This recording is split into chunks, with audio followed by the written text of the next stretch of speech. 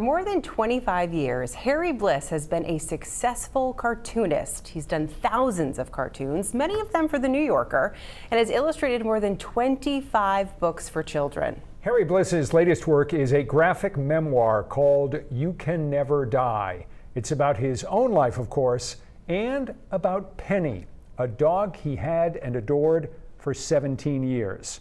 This is not your typical cute pet story. Harry Bliss was crushed by the death of his dog, and he had a hard time writing about it. In the beginning, it was putting it all out there out of the grief. I was just writing about how sad I was. We, in reading the book, get to know you from the time you were a little kid up to the present, but throughout the book, it keeps circling back to your dog, Penny. Yes. What was it about Penny that you had such a special bond with her? Well, it was the first being that I loved unconditionally. My son's out there, so he's going to say, "What?" As he should, yes. Probably. Well, somehow it's different with an animal, though. It's different with a dog. So I don't have the answer for that. Every dog owner out there is going to say a similar thing. When Penny finally did die, you had dug a grave for her. That act alone was utterly heartbreaking for you. Brutal, absolutely brutal. There's a passage in the book, a couple passages where when we had to put her down, and that I can't even read, because I'll start crying, and I'll cry, and when I start crying, it's very difficult for me to stop. I have to leave the room, and I'll have to make a joke, and we don't have time for that. But you write in the book that when Penny died, when you had to put Penny down, yeah. You cried like you have never cried in your life. Yeah, I wailed. I used the word I wailed. Like grieving mothers will wail throughout the house. It's kind of like that. Harry Bliss says that he did not have a happy childhood, and his art was a way to escape. He drew and he painted, and it saved him. Yeah, I often will actually say that if it weren't for art, I'd be incarcerated right now. The most famous person in the state of Maine is Stephen King. You learned something from Stephen King's famous book on writing. Yeah.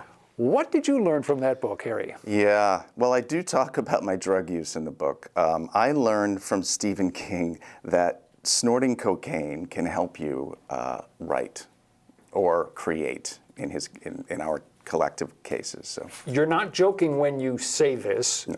Yeah. You read on writing, you read about how he had used cocaine and it had fueled his creativity for a while, emphasized for a while. Sure. And you started using cocaine. That's true. Yeah, I was a 5-year period where I used it not socially, where, when you think of cocaine, people will go out and let's do some coke and we'll go to a party. It didn't interest me at all. I just wanted to stay home and work. But you can't sustain that. It's just not healthy. And I wanted to live. I wanted to keep living and drawing, so I put it away. In the last decade or so, Harry Bliss has found more contentment. He has this new dog, Junior, who he loves, and he gets great pleasure from art and in nature. Yeah, nature is hugely important to me. It's my church. It means so much to me to put things away and go for a walk in the woods. It's my inspiration, a huge inspiration for me. And not to bring up drugs again, but I did do, in my late 50s, I experimented with psilocybin and psychedelics. And I think something opened up for me in that process too, which was, I became far more curious. But I think that those experiences opened me up quite a bit to nature in a really amazing way. A lot of the book is about mortality and loss. As the miles on your odometer rack up and you're getting closer to the end. I know. How do you think about that? It's funny, I never wanted to be in an interview situation where somebody says something like, you're getting old, what's the rest of your life going to look like? I'm older than you are, Harry, so I can ask it. Yeah, you look better than I do.